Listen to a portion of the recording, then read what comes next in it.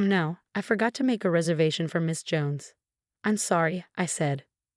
My mother-in-law pretended to be surprised and grabbed my hands. The five of us went to the restaurant together, but she purposely didn't save a spot for me. Honey, there's no need to apologize, she said. We originally made this reservation for our son and grandson. We don't need to include strangers. My father-in-law agreed with her, laughing loudly. Hey, Emery, make sure you pay the bill. How nice it is to treat your family to a meal. After my husband, Jose, spoke, my in-laws laughed even louder. Their crude laughter didn't match the quiet atmosphere of the fancy restaurant. My son, Liam, looked at me uncomfortably. I wanted to flip the table they were sitting at, but I had no energy to fight them anymore. I didn't want my precious son to witness that. I sighed and turned around. Fine, I'll watch over Liam, so don't worry. Bye, Emery Jones. Even after marrying her son, my mother-in-law always called me by my maiden name Jones. Today, she said it again with a smug smile on her face. She always harassed me like this, but I just walked away. As I held back tears and went to pay at the front counter, a waiter suddenly grabbed my hand. Miss Jones, no way. I never imagined this could happen. To think I'd meet him again, all because a waiter noticed what my mother-in-law said as she harassed me. From that moment on, my life completely changed. When did my marriage start falling apart? I used to live happily with my husband Vose and our son Liam in a 3-bedroom apartment. But that's just a memory now. I first met Jose in college. He looked like a model and had a way with words, so many girls chased after him. The fact that he chose me made me think he really liked me, right? But Jose always put himself first. He hid it well, but as we grew closer, I quickly found out. I'm indecisive and feel most comfortable following others. I was surprised when Jose confessed his feelings to me, but thinking about it now, maybe he was drawn to my weak personality. When we started dating, I began to notice things about Jose's personality that bothered me. But since such a great guy chose me, I told myself not to be too picky. After we graduated from university, my doubts grew stronger. Thanks to his father's connections, Jose got hired by a big company and was given special treatment. Being an only son, his parents spoiled him a lot. My father-in-law even had a friend who managed an apartment building and gave us a huge discount on rent. I started to feel like my in-laws were upset that Jose had chosen me. They had always arranged everything for him, so maybe they felt I wasn't good enough for their son. I'll never forget the contempt in their eyes when we first met.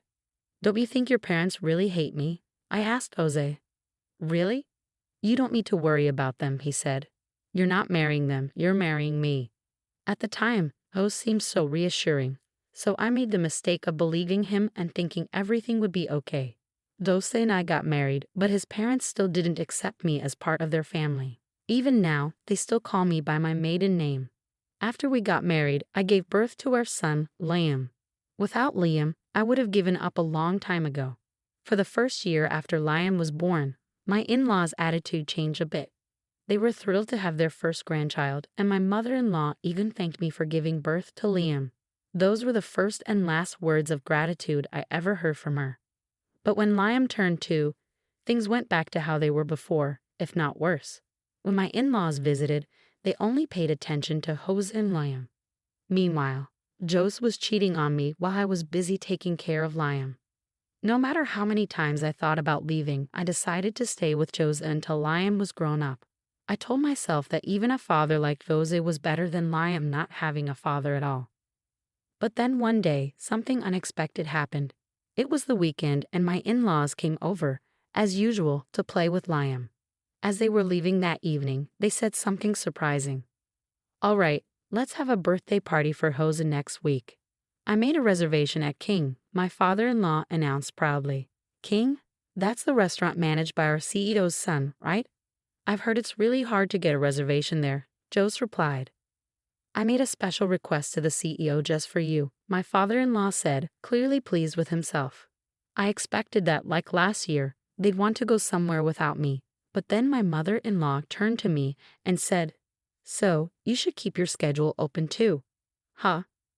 I was still in shock as my in-laws left. I didn't understand what was going on, but I started to feel a glimmer of hope. Maybe this was the first step toward fixing our relationship. On the day of Jose's birthday, we all gathered at the restaurant. I had imagined a large grand place since it was supposed to be high-end, but it was actually quite small and intimate, the kind of place where only a few select customers could dine at the same time. As we entered, my father-in-law seemed very proud. I noticed a large engraved stone sign that read King.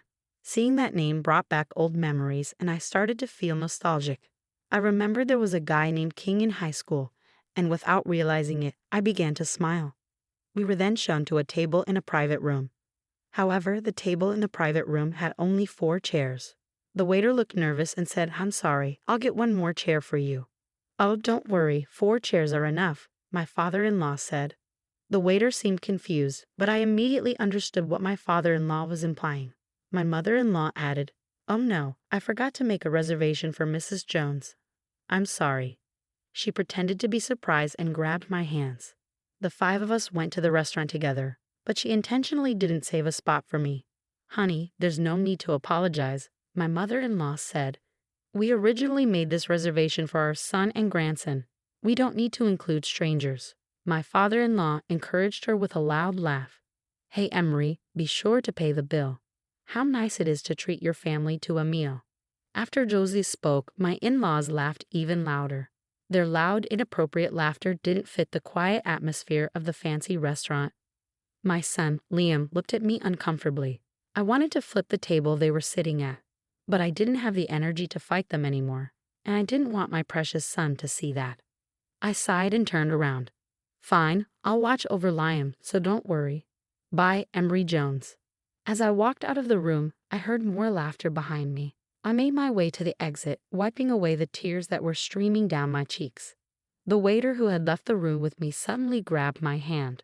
"Excuse me, are you Mrs. Emery Jones?" Yeah. About the bill." I started to say. "There's no need for you to worry about the bill. Please follow me," he said. I was puzzled but didn't pull away. I followed the waiter as we walked further from the private dining room. I could still hear my father-in-law's loud voice behind us, saying things like, "She'll be so expensive she won't be able to pay. She'll probably start crying. If she can't pay, she should wash dishes." As we approached a staff room, I felt a bit relieved when the noise from my in-laws faded away. But I was still curious about why the waiter was leading me here. He opened the door, and I grew more worried. Inside, a tall man with a serious face stood in front of me. He looked familiar, but I couldn't quite place him. I stared at him, and he raised an eyebrow. That gesture made me realize. "Are you King?" "Yeah, it's been a while, Emery." King smiled. Then his expression turned serious. "Emery, can you leave them to me?" "Them? Do you mean my husband and in-laws?" "Yes, let's go see them now." King took my hand and led me back towards the private dining room. He opened the door with a loud bang, and everyone immediately turned to look at him. My father-in-law stood up with a forced smile. "Oh, it's Chef King. You look serious. Did something happen?" "It's about Emery," King said. My in-laws looked shocked. King and I were classmates in high school. He was rebellious and often skipped school, but after a while, we became friends. Despite his tough exterior, he was actually very kind. When my in-laws heard what King said, their faces went pale. "Oh, we didn't intend to," they started to stammer. "Then please explain to me what you were trying to do," King demanded. Jose, looking pitiful, stepped forward. As I followed his gaze, I saw an older man who looked like King walking towards us. I wanted to laugh, but the room's atmosphere was too tense. "Are you the ones who treated my son's friend so rudely?" the older man asked. "But boss, what happened?"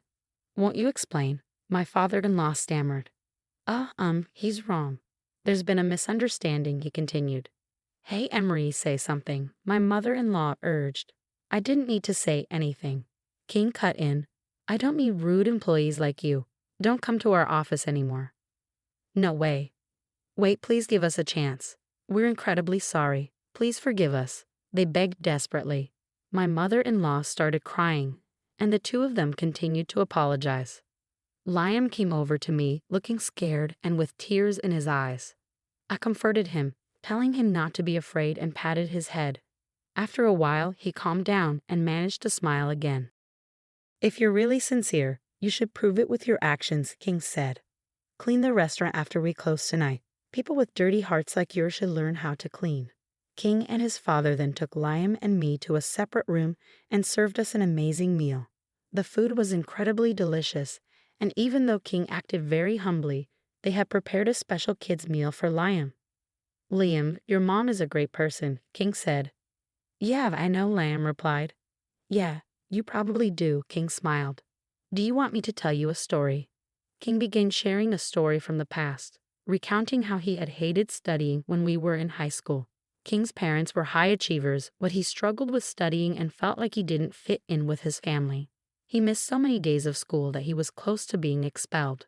One day, King and I were paired up for a cooking assignment in home economics class. "Try this," I said, handing him a sample. "Wow, it's delicious," he replied. "You're so good at seasoning food." "I just did it randomly," I said. "No way.